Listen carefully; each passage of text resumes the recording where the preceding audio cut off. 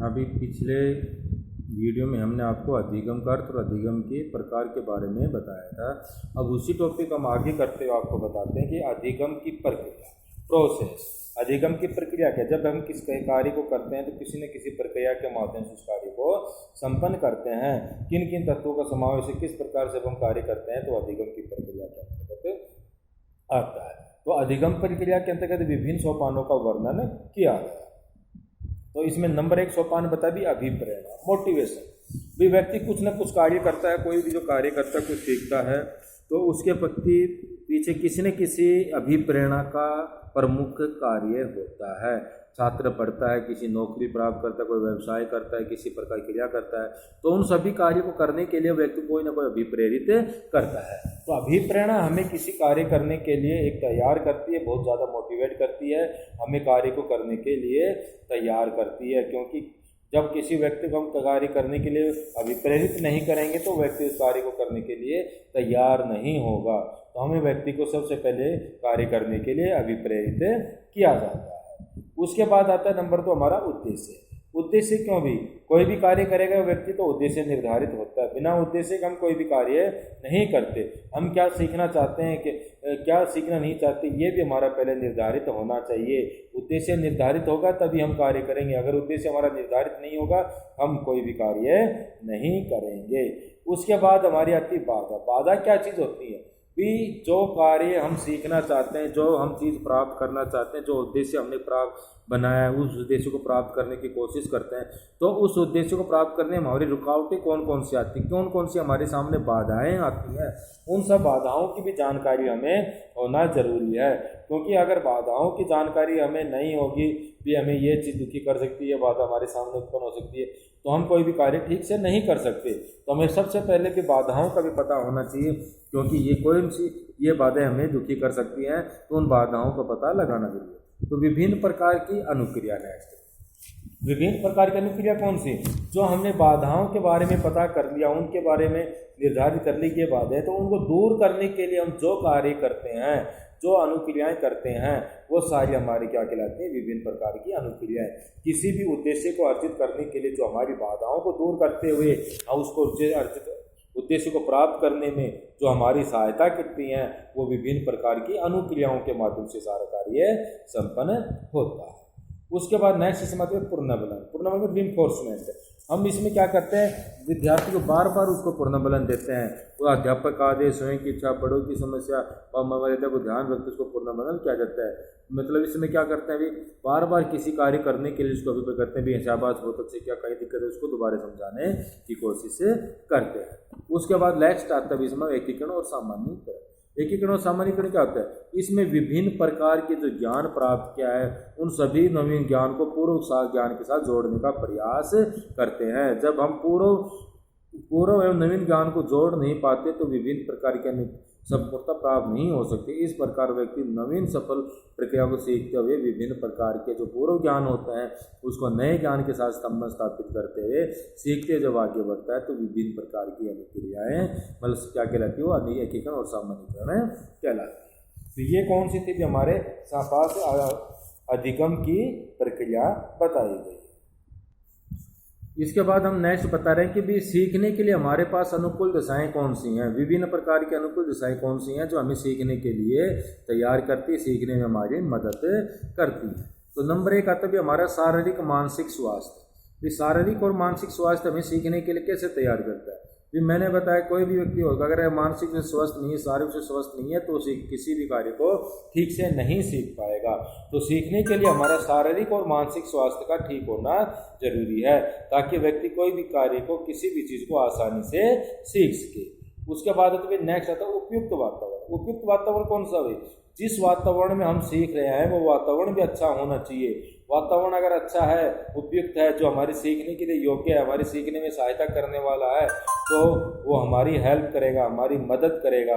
अगर हमारे सीखने का वातावरण अच्छा नहीं है, उपयुक्त नहीं है, तो हम ठीक प्रकार से नहीं सीख पाएंगे। नेक्स्ट आती है प्रेरणा, मोटिवेशन। मोटिवेट हमें जिंदगी में बहुत ज़्यादा सीखने के लिए तैयार करता है। व्यक्ति को किस प्रकार से मोटिवेट किया है, किसी कार्य को सीखने के लिए कैसा मोटिवेट किया है, कितना तैयार किया गया है, जितना अधिक उसको मोटिवेट करेंगे किसी कार्य करने के लिए, व्यक्ति उतना ही उस कार्य को सीखने की कोशिश करेगा। अगर किसी व्यक्ति को मोटिवेट नहीं किया जाता सीखने के लिए तो व्यक्ति उस कार्य को नहीं सीख पाएगा। उसके बाद आते हैं रुचि, इंटरेस्ट। व्यक्ति की किसी कार्य करने में रुचि कितनी है, इंटरेस्ट कितना है। अगर कोई व्यक्ति को उसकी योग्यता या उसकी रुचि के अनुसार कार्य मिल जाए तो व्यक्ति उसको आसानी से सीख जाएगा। अगर उसकी रुचि के अनुसार कार्य नहीं है तो व्यक्ति का उस कार्य को सीखने में थोड़ा कठिन मतलब समय लगेगा।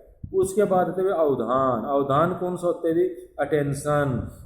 जब व्यक्ति कोई भी कार्य सीखता है तो व्यक्ति चित्तवृत्ति शांत होनी चाहिए। मतलब क्या है, जब हम कोई भी कार्य करें तो हमारे दिमाग में किसी भी प्रकार की शंका, किसी प्रकार की चिंता नहीं होनी चाहिए। हमारा मन शांत होना चाहिए। अगर हमारा मन चिंताओं से या विचरतियों से ग्रस्त होगा तो हम कार्य को नहीं सीख पाएंगे। अगर हमारा मन बिल्कुल शांत होगा, ठीक प्रकार से होगा, तो हम कार्य को आसानी से सीख पाएंगे। उसके बाद आता भी सीखने की विधियाँ। सीखने की विधियां भी बहुत ज़्यादा प्रभावित करती हैं। व्यक्ति जो कार्य सीख रहा है वो सीखने के लिए उनकी विधियां कौन सी हैं। अगर उपयुक्त विधियां हैं सीखने के लिए तो व्यक्ति ठीक से सीख पाएगा। अगर सीखने की उपयुक्त विधियां नहीं हैं तो व्यक्ति उसको ठीक प्रकार से नहीं सीख पाएगा। तो जो भी विषय है उसके अनुसार हमें सीखने की विधियों का चुनाव करना चाहिए। अगर सीखने की विधियां उपयुक्त होंगी तो कोई भी टॉपिक कितना भी कठिन हो हम उसको आसानी से सीख जाते हैं। उसके बाद आता है समय। हम किस समय सीखें? सीखने का उचित समय होता है, इस सुबह सीखें या शाम को सीखें या दोपहर को सीखें। अगर व्यक्ति थका हुआ है, लगातार कार्य कर रहा है, उसके बाद उसको सीखने के लिए कहें तो नहीं सीख पाएगा। व्यक्ति को सीखने के लिए उसका स्वस्थ मतलब क्या होगा, उसको शांत, उसको मतलब स्वस्थ होना जरूरी है। तो थकान रहित नहीं होना चाहिए व्यक्ति को। जब व्यक्ति बिल्कुल स्वस्थ हो, थकान रहित हो, तभी व्यक्ति को सिखाना चाहिए। अगर अधिक थकान है तो उसको नहीं सिखाना चाहिए। उसके बाद तत्परता। तत्परता क्या होता है? किसी कार्य करने की तैयार रहना। अगर कोई व्यक्ति किसी कार्य को सीखने के लिए, किसी क्रिया को करने के लिए तत्पर है तो उस चीज़ को आसानी से सीख जाता है। अगर किसी कार्य करने के लिए, सीखने के लिए तत्पर नहीं है, तैयार नहीं है, तो वो कार्य उसको नहीं कर पाएगा, उस कार्य को नहीं सीख पाएगा। नेक्स्ट इसमें बताया कि सफलता का ज्ञान। इस सफलता का ज्ञान सीखने के लिए अच्छा कहाँ साधन है? जो व्यक्ति को यह पता चल जाता है कि जो चीज़ मैंने सीखा उसको कितना प्राप्त कर लिया तो उतना ही वो आगे सीखने की कोशिश कर। जब तक हमें अपनी सफलता का ज्ञान नहीं होगा कि मैंने कितना सीखा कितना नहीं सीखा, तब तक हम उस चीज़ को अच्छी प्रकार से नहीं सीख पाएंगे। तो व्यक्ति को सफलता का ज्ञान होना जरूरी है। सफलता का ज्ञान होगा तभी व्यक्ति आगे सीख पाएगा। उसके बाद आता भी करके सीखना। जब एक तो हम किसी व्यक्ति को दूसरे को करते हुए देखें, किसी दूसरे को सुनते हुए देखें, या फिर किसी कार्य को हम स्वयं करके देखें। अगर हम किसी कार्य को स्वयं करके सीखते हैं तो वो कार्य हम आसानी से सीख जाते हैं, क्योंकि व्यक्ति स्वयं जो कार्य करता है, सीखता है, तो आसानी से सीख पाता है। और दूसरे के द्वारा देखने पर व्यक्ति उतना सीख नहीं पाता। इसमें नेक्स्ट बताया कि पुरस्कार। जब किसी व्यक्ति को बताए कि आप इस कार्य को ठीक से कर लोगे तो आपको पुरस्कार, प्रशंसा प्रदान की जाएगी, तो व्यक्ति उस कार्य को अच्छी तरह से सीखेगा, मतलब करने की कोशिश की जाएगा। क्योंकि पुरस्कार जो चीज़ होता है व्यक्ति का मनोबल बढ़ाता है, और मनोबल जो व्यक्ति का बढ़ जाता है तो कार्य को सीखता है। उसके बाद बताए दंड। दंड किस लिए? हम कह सकते हैं कि जब कोई व्यक्ति ठीक मतलब गलत कार्य करता है तो कहेंगे आप कभी गलत कार्य करे, वो किसी गलत प्रवृत्ति को सीखोगे तो आपको दंड दिया जाएगा। अगर आप समय पर नहीं करोगे तो आपको दंड दिया जाएगा। तो उस दंड के भय के कारण भी व्यक्ति सीखने की कोशिश करता है। तो ये सीखने के लिए कुछ उपयुक्त दशाएं बताई गई हैं। इसके बाद इसमें हम आगे बताते हैं भी अधिगम को प्रभावित करने वाले कारक। तो अधिगम को प्रभावित करने वाले, जब हम कोई अधिगम व्यक्ति का सीखता है उसको प्रभावित करने वाले कारक कौन कौन से हो सकते हैं? तो इसमें अधिगम को प्रभावित करने वाले कारकों में 3 प्रकारों में इसको विभाजित किया गया है। नंबर 1 का भी व्यक्तिगत कारक, नंबर 2 कार्य संबंधी कारक, और नंबर 3 है विधि संबंधी कारक। तो व्यक्तिगत कारक कौन से होते हैं? जो सीखने वाले व्यक्ति से संबंधित होते हैं। तो व्यक्तिगत कारक में नंबर 1 तो परिपक्व। अगर व्यक्ति परिपक्व है, किसी चीज़ की गहनता के बारे में जानता है, किसी चीज़ की गहराई के बारे में जानता है, तो वो आसानी से सीख पाए, क्योंकि परिपक्व व्यक्ति आसानी किसी चीज़ को आसानी से ग्रहण कर लेता है। उसके बाद मोटिवेशन। अगर हम किसी कार्य के लिए अच्छा उसको मोटिवेट करेंगे, अच्छे अभिप्राय प्रदान करेंगे तो वो उसको सीख पाएगा। क्योंकि मैंने बताया कि मोटिवेशन सीखने के लिए बहुत ज़्यादा उसको तैयार करती है। जो मोटिवेशन का टॉपिक भी हमारे साइकोलॉजी में भी आता है, जो आपको हमारे प्रोफेसर विक्रम सिंह यादव जी उसके बारे में आपको पढ़ाएंगे। उसके बाद ध्यान एवं रुचि। ध्यान एवं रुचि कैसे, जब किसी कार्य को जब सीखते उसमें हमारा प्रॉपर ध्यान है तो हम उसको सीख पाएंगे, और उसमें अपनी रुचि भी बनाए रखी है तो वो भी हम चीज़ें उसको सीख पाएंगे। उसके बाद मेमोरी भी, समृद्धि, हमारी मेमोरी लेवल कितना है, समृद्धि धारणा कैसी है। अगर हमारी समृद्धि धारणा अच्छी है, मेमोरी लेवल अच्छा है, तो हम आसानी से कार्य को सीख लेते हैं, क्योंकि अगर दुर्लभ समृद्धि है तो हम बार बार उस चीज़ को भूल जाते हैं। अगर मेमोरी हमारी अच्छी है तो हम लंबे समय तक उस चीज़ को याद रख सकते हैं। उसके बाद बताइए इच्छा शक्ति, विल पावर हमारी कैसी है। वे इच्छा शक्ति अगर मजबूत है तो हम कार्य को कर सकते हैं, अगर इच्छा पावर हमारी कमज़ोर है तो हम नहीं कर पाएंगे। उसके बाद भी शारीरिक रोग व दोष, अगर हमारे अंदर कोई शरीर में रोग है या दोष है तो रोग दोष वाला व्यक्ति कोई भी कार्य से ठीक से नहीं सीख पाता। थकान, अगर कोई व्यक्ति थका हुआ है, मैं कहूँ कि आप इस थका हुआ व्यक्ति उसको आपको ये कार्य करना है तो आप वो व्यक्ति उस कार्य को ठीक से नहीं कर पाएगा, क्योंकि हमें सीखने के लिए क्या चाहिए, हमें स्वस्थ होना जरूरी, थकान रहित होना जरूरी है। थका हुआ व्यक्ति किसी भी प्रकार से कार्य नहीं कर पाएगा। उसके बाद इसमें बताइए मानसिक स्वास्थ्य, मानसिक स्वास्थ्य किससे बोले, चिंताओं से ग्रस्त रहना, तनाव आदि से, इन चीज़ों से व्यक्ति अगर ग्रस्त रहता है तो नहीं सीख पाएगा। अगर चिंताओं से, मानसिक तनाव से, अगर इन सब चीज़ों से मुक्त है व्यक्ति तो वह कार्य को आसानी से सीख पाएगा और ठीक प्रकार से ग्रहण कर पाएगा। और इसमें भोजन है व्यवस्थियाँ, ये भोजन और व्यवस्थियाँ कैसे भी हम किस प्रकार का भोजन लेते हैं, स्वस्थ लेते हैं, ताज़ा लेते हैं या सड़ा बासी खाना खाते हैं, वह भी इस पर प्रभावित करता है। अगर व्यक्ति को स्वस्थ ताज़ा भोजन मिलता है तो उसका स्वास्थ्य ठीक रहता है। और जब ड्रग्स लेना, नशीले पदार्थों को सेवन करना, अगर व्यक्ति इन चीज़ों से ग्रस्त है तो व्यक्ति का दिमाग पढ़ाई में नहीं लग पाएगा, सीखने में नहीं लग पाएगा और उसको दिक्कतें हो सकती है। तो ये कौन से थे भी, सीखने वाले से संबंधित कारक, जिसे हम कहते हैं व्यक्तिगत कारक। अब नंबर 2 आता भी हमारे कार्य संबंधी कार्य। कार्य संबंधी कार्य में हमारे कार्य किस प्रकार का है, जो कार्य हम सीख रहे हैं वो हमारे कार्य किस प्रवृत्ति का है, तो वो कार्य संबंधी कारक कहलाते हैं। तो कार्य संबंधी कार्य के अंतर्गत बताया भी कार्य का कठिनाई स्तर। अगर व्यक्ति को कार्य की कठिनाई का स्तर पता चल जाए कि कार्य कितना कठिन है, कितना सरल है, तो व्यक्ति आसानी सीख पाएगा। अगर कठिन कार्य है तो सीखने में ज़्यादा समय लगता है, और अगर सरल कार्य है तो सीखने में कम समय लगता है। उसकी भी कार्य की समानता, कार्य की समानता से क्या समझ रखता है, कोई कार्य ऐसा में सिमिलर मिल जाए जो भविष्य में भी भूतकाल में हमने वो कार्य सीखा है या किया हुआ है तो उस कार्य को हम आसानी से सीख जाएंगे। अगर किसी कार्य की समानता नहीं है, वो मतलब किसी से मिलता जुलता नहीं है, तो उसको सीखने में हमें ज़्यादा समय लगेगा। कार्य का अर्थपूर्ण होना, अर्थपूर्ण का मतलब उस कार्य का प्रॉपर अर्थ निकलना। अगर किसी कार्य का, किसी चीज़ का प्रॉपर अर्थ निकल रहा है तो व्यक्ति सीख पाएगा। अगर किसी कार्य का अर्थपूर्ण नहीं है, अगर प्रॉपर अर्थ नहीं है तो व्यक्ति इसको नहीं सीख पाएगा। नेक्स्ट है भी कार्य की लंबाई। अगर छोटा कार्य है तो तुरंत सीख पाएंगे, अगर लंबा है तो उसको हम टुकड़े टुकड़े में सीख पाएंगे, उसमें थोड़ा लंबा समय लगता है। तो यह क्या था भी हमारे कार्य संबंधी कारक। इसके बाद आता भी हमारा विधि संबंधी कारक। विधि संबंधी कारक कौन से, जो जिस कार्य को हम सीखने के लिए हमारी किन विधियों का प्रयोग करते हैं, वो सीखने से संबंधित हमारी विधियां कौन कौन सी हैं उनसे संबंधित हैं। तो विधियों संबंधी नंबर 1 आता भी अभ्यास, प्रैक्टिस। अगर किसी चीज़ का हम बार बार अभ्यास करेंगे तो वो चीज़ हमारे दिमाग में स्थायी हो जाएगी, वो चीज़ हमें लंबे समय तक याद रहेगी। और उसके बाद होता भी करके सीखना। जब व्यक्ति कोई भी कार्य स्वयं करके देखता है तो उसको अच्छी तरह से सीखता है। जब एक तो हम दूसरे को करते हुए देखें, ये कार्य को हम स्वयं करके देखें, तो वो कौन सी चीज़ सीख पाएंगे, जो हम व्यक्ति स्वयं करके देखता है उसको आसानी से सीख पाएगा। एक सूझबूझ द्वारा सीखना, किसी कार्य को हम सूझ, लर्निंग बाय इनसाइट। ये लर्निंग बाय इनसाइट एक थ्योरी हमारी जो कॉलर ने चिंपैंजी के ऊपर दी थी, तो ये टॉपिक आपको विक्रम जी ने पिछले एक वीडियो में आपको बताया भी था।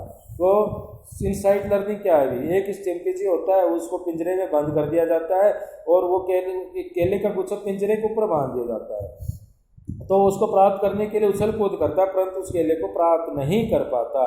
परंतु जैसे ही वो अपने पिंजरे के अंदर सारी परिस्थितियों का अध्ययन करता है कि उसके अंदर क्या क्या चीज़ें हैं, टेबल रखी हुई है, छड़ी रखी हुई है, उन सब चीज़ों का अध्ययन करता है और उन चीज़ों का प्रयोग करता है, तो वो चिंपैंजी केला प्राप्त कर लेता है। इसी प्रकार जब व्यक्ति किसी चीज़ को सूझबूझ के द्वारा सीखता है तो आसानी से उसको ठीक प्रकार से सीख पाएगा। और नेक्स्ट पता है भी सीखने की विधियाँ। सीखने की विधियाँ पर बताया भी जो आप सीख रहे हैं वो विधियाँ कैसी हैं।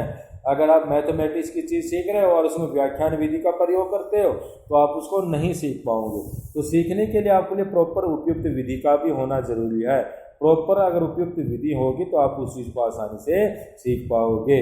और उसके बाद सामयिक परीक्षा, सामयिक सिर्फ टाइमली टेस्ट, समय समय पर परीक्षाओं का आयोजन, जैसे वार्षिक परीक्षा होती है, तिमाही परीक्षा, छमाही परीक्षा, द्विमासिक परीक्षा, साप्ताहिक परीक्षा। अगर इस प्रकार की परीक्षाओं का आयोजन करते रहेंगे तो विद्यार्थी को पता चल जाए कि जो कार्य मैंने सीखा वो कितना सीख पाया हूँ। अगर उसको उसकी प्रगति के बारे में पता, कमजोरी के बारे में पता चल जाए तो उसको सुधार करता है। एक होता है पूर्ण विधि और एक अंश विधि। पूर्ण विधि होती है किसी चीज़ को हम संपूर्ण चीज रूप में सीखना, और अंश विधि किसी चीज को छोटे छोटे हिस्सों में सीखना। पूर्ण विधि को अंश विधि की अपेक्षा अधिक अच्छी बताई गई। क्यों? इसमें हम संपूर्ण परिस्थिति का अध्ययन करके एक साथ सीखने की कोशिश करते हैं, और जबकि अंश विधि में हम उसको टुकड़ों में बांटकर, छोटे छोटे हिस्सों में बांटकर सीखने की कोशिश करते हैं, जो उसको आसानी सीख तो जाते हैं परंतु बाद में समायोजित करने में कठिनाई का सामना करना पड़ता है। उसके बाद में पथ प्रदर्शन, पथ प्रदर्शन में भी हमें दिशा निर्देश किस प्रकार का मिला है। अगर ठीक प्रकार का हमारा पथ प्रदर्शन हमें ठीक प्रकार का दिशा निर्देश मिला है तो हम कार्य को सीख पाएंगे। उसके बाद आता है भी समय सारणी। समय सारणी कैसे भी, अगर हम किसी चीज़ की कोई समय सारणी बनाए, समय सारणी के अनुसार किसी कार्य को सीखें तो उसको आसानी से सीख पाते हैं। और समय सारणी के अभाव में अगर हम कोई भी कार्य करें तो हमें पता नहीं है कौन सी चीज़ सीखें, किस प्रकार कोई भी किताब किस समय ठा ली, तो इसका मतलब है हमें कोई टाइम टेबल का पता नहीं है। तो व्यक्ति जो भी कार्य सीखता है वो समय सारणी के अनुसार सीखना चाहिए। अगर समय सारणी के अनुसार कार्य करेगा तो अच्छी प्रकार से सीख पाए। तो ये क्या था भी, अधिगम को प्रभावित करने वाले कुछ कारक। अब इसमें नेक्स्ट टॉपिक है अधिगम को प्रभावित करने वाले अध्यापक से संबंधित कारक। तो ये पिछले हमारा कौन सा था, मतलब सीखने वाले से संबंधित कारक थे, और ये है अध्यापक से संबंधित कारक। अध्यापक कौन सा होता है? जो चीज़ हमें सिखा रहा है, जो हमें सिखाने वाला व्यक्ति है, टीचिंग करने वाला व्यक्ति है, उनसे संबंधित ये कारक आते हैं। नंबर 1 भी बच्चों के शारीरिक स्वास्थ्य का ध्यान रखना। अगर अध्यापक बच्चों के शारीरिक स्वास्थ्य का ध्यान रखता है, मतलब कोई बच्चा अपंग है, किसी को कम दिखाई देता है, किसी को कम सुनाई देता है, अगर अध्यापक इन सब बच्चों के बारे में पता है तो उन चीज़ों को ध्यान में रखते हुए कभी आगे बढ़ा सकता है, तो उनको आसानी से सीख पाते हैं। अगर उनके स्वास्थ्य का ध्यान रख पाएंगे तो बच्चे के आगे किसी को दोष है तो हमें नहीं पता, तो जैसे पीछे बैठा उसको सुनाई कम देता तो कितना पढ़ा लिखा व्यक्ति को सुन नहीं पाएगा। नेक्स्ट इसमें बताया कि शिक्षा की उपयोगिता। इस शिक्षा का उपयोगिता के भी हमें ज़्यादा जानकारी होनी चाहिए। शिक्षा हमारे लिए कितनी उपयोगी है, सीखना हम क्यों चाहते हैं। अगर शिक्षा की उपयोगिता हमें पता है तो हम कार्य को आसानी से सीख पाते हैं। नेक्स्ट छात्रों की व्यक्तिगत विभिन्नताओं के अनुसार शिक्षा देना। व्यक्तिगत विभिन्नता कौन से भी, कोई व्यक्ति हुशियार होता है, कोई कमजोर होता है, कोई मंदबुद्धि का भी होता है। भैया उन सभी की योग्यता को हमें पता है। अगर उनकी योग्यता के अनुसार हम व्यक्तियों को शिक्षा देते हैं, योग्यता के अनुसार कार्य देते हैं, तो व्यक्ति आसानी सीख पाता है। परंतु इसमें सबसे बड़ी क्या दिक्कत है, अगर व्यक्तिगत विभिन्नताओं को ध्यान में रखेंगे तो हमारा सिलेबस टाइमली पूरा नहीं हो पाएगा। नंबर नेक्स्ट भी बालकों को भली भांति समझना। बालकों को भली भांति क्यों समझना जरूरी है? अगर बच्चों को हम प्रॉपर भली भांति ठीक प्रकार समझ जाते हैं, ठीक प्रकार से उनको पहचान जाते हैं, तो उनको किसी भी प्रकार की दिक्कत नहीं आएगी। अगर बच्चों को नहीं समझ पाएंगे तो हमें अनेक प्रकार की दिक्कत आती है। नेक्स्ट आती है उपयुक्त सीखने के अनुसार व्यवस्था करना। उपयुक्त सीखने की व्यवस्था कैसे करना भी, जो सीखने के अनुभव हैं, हमारे पिछले अनुभव हैं, उनकी अगर उचित व्यवस्था की जाए भी, हमने कोई भी चीज़ सिखाई उसमें हमें किस प्रकार की दिक्कत आई, कैसा कार्य किया था उस समय, अगर इन चीज़ों का पता है तो हम व्यक्ति को और भी अच्छी तरह से सिखा सकते हैं। नेक्स्ट मुझे प्रभावशाली रुचिकर साधनों का प्रयोग करना। ये बच्चों के अगर हम पढ़ाना चाहते हैं उसके बच्चों की रुचि को जागृत कर दिया जाए, भी टीचिंग एड का ठीक प्रकार से प्रयोग किया जाए, विदर्शक सर्वे सहायक सामग्री का प्रयोग किया जाए, मॉडल का प्रयोग किया जाए, उसी प्रकार अनेक प्रकार के जो चीज़ें हैं रिइंफोर्समेंट बच्चों को दिया जाए, तो ये सारी चीज़ों का प्रयोग करते हैं तो बच्चा आसानी से सीख सकता है। नेक्स्ट भी उपयुक्त शिक्षण विद्या तकनीकी सहायक सामग्री को उपयुक्त शिक्षण विधि कैसे, मैंने आपको बताया कि कोई भी चीज़ हम सीखते हैं तो वो शिक्षण विधि उसमें ज़्यादा प्रभावित करती है। अगर शिक्षण विधि हमारी उपयुक्त प्रॉपर है तो हम आसानी से सीख पाएंगे। अगर किसी चीज़ को सिखाने की हमारी शिक्षण विधि प्रॉपर नहीं है, उपयुक्त नहीं है, तो हम उस चीज़ को आसानी से नहीं सिखा पाएंगे।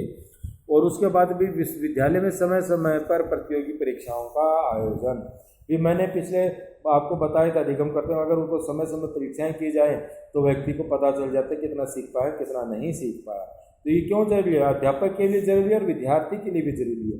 अगर समय समय पर परीक्षाएं आयोजित की जाती है तो अध्यापक को यह पता चल जाता है कि कितने विद्यार्थियों ने मैंने उनको जो पढ़ाया था ठीक प्रकार से सीख पाए और कितने ठीक प्रकार से नहीं सीख पाए। इन सब चीज़ों की हमें जानकारी हो जाती है। नेक्स्ट बता रहा, अभी कक्षा में पाठों को उचित क्रम में पढ़ाना। उचित क्रम में मतलब कि हमें एक प्रॉपर सीक्वेंस में पढ़ाना चाहिए। जो प्रॉपर सीक्वेंस में चीज़ें होंगी तो उन चीज़ों को आसानी से सीख पाएगा। अगर उनके सीक्वेंस में नहीं है, कोई उचित तरीका नहीं है, तो व्यक्ति उनको ठीक से नहीं सीख पाएगा। नेक्स्ट मतलब अध्यापक को बोलने का प्रभावशाली है। भी अध्यापक जो बच्चों को पढ़ा रहा है वो पढ़ाना उसका प्रभावशाली होना चाहिए, बोलने का प्रभावशाली ढंग होना चाहिए। बच्चों को जो बात बता रहा है वो स्पष्ट व साफ होनी चाहिए। नेक्स्ट भी विद्यालय विभिन्न प्रकार के, ये तो टॉपिक हमने पहले बता दिया। छात्रों में अच्छी आदतों को विकसित करना। अच्छी आदत गुड हैबिट, बच्चों का अगर हम उसमें गुड हैबिट अच्छी आदतों का विकास करेंगे तो वो अच्छा सीख पाएंगे। अगर बच्चों में अच्छी आदतों का विकास नहीं कर पाएंगे, गुड आदतों में कौन सी आती है? इस समय पर उठना, समय पर नहाना धोना ब्रश करना, समय पर अपना काम करना, समय पर नाश्ता करना, समय ब्रेकफास्ट करना, समय लंच की सारी चीज़ें अगर टाइमली करेंगे तो व्यक्ति बड़ों का आदर करना, बड़ों का सम्मान करना, अगर इन सब चीज़ों को व्यक्ति का अगर विकास कर दिया जाए तो विद्यार्थी एक मतलब अच्छा प्रकार का बन सकता है, वो आसानी से सीख सकता है। नेक्स्ट भी सफलता और असफलता। भी सफलता और असफलता दोनों चीज़ सीखने को प्रभावित करती हैं। अगर किसी व्यक्ति को सफलता मिल जाती है तो वो और अधिक कोशिश करता है। असफलता होने पर हमें निराश नहीं होना चाहिए। असफलता होने पर जो हमें पता लगाना चाहिए कि हमने कहाँ पर हमारे से गलती हुई है, उस गलती का पता लगा कर हमें और अधिक प्रयास करने चाहिए। नेक्स्ट बाल केंद्रित शिक्षा पर मैंने क्या होता है, जो हमारी शिक्षा का प्रमुख केंद्र होता है बालक, नहीं कि अध्यापक। हमारा पाठ्यक्रम जो भी क्रियाएं जो सब कुछ होती हैं वो बालक के ध्यान में रखकर बनाई जाती हैं। तो इस प्रकार हमें बाल केंद्रित पाठ्यक्रम पर जोर देने से बाल केंद्रित शिक्षा हमारी होनी चाहिए। नेक्स्ट भी अध्यापकों में विद्यार्थी में मधुर संबंध। अगर स्टूडेंट और टीचर में मधुर संबंध है, ठीक प्रकार का तालमेल है, तो वो आसानी से कार्य करेंगे। अगर उनमें संबंध ठीक प्रकार का नहीं है, तालमेल ठीक प्रकार का नहीं है, तो कक्षा में उनको पढ़ाने में दिक्कत है, क्योंकि एक दूसरे का सहयोग नहीं करेंगे, कोऑर्डिनेट नहीं करेंगे, तो वहाँ पर समस्या उत्पन्न हो सकती है। तो ये क्या था भी हमारे अधिगम को अध्यापक से प्रभावित करने वाले अध्यापक से संबंधित कुछ कारक। तो भाई इस टॉपिक में से 1% हमारा लगभग आता है। तो ये पूरा टॉपिक जो पिछला वीडियो इस वीडियो जो बताएं तो अच्छी तरह से आपको तैयार करना है। नमस्कार, जय।